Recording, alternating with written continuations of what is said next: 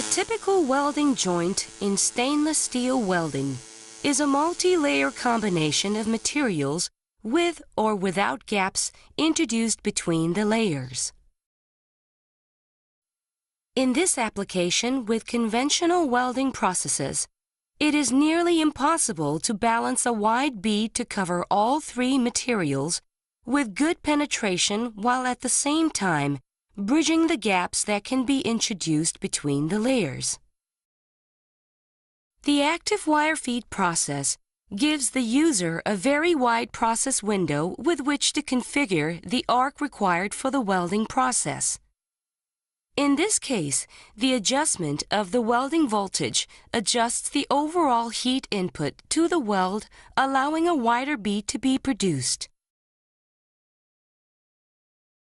Typically, a wide bead may not provide adequate penetration, but with the active wire feed process, the detection of the wire neck is possible, which allows the maximum heat input to be introduced into the weld for the specific condition, generating the wide bead while at the same time getting the penetration required while controlling the weld spatter.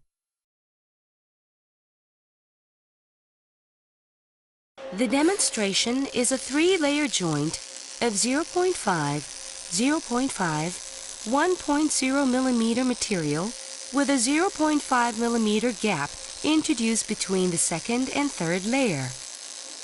Conventional processes have two typical issues being insufficient penetration to the top edge or burn through of the bottom plate.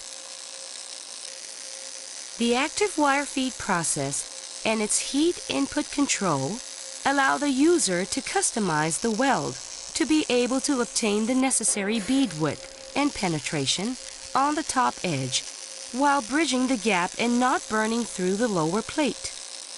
This process allows users to increase the range of applications they currently weld with robots.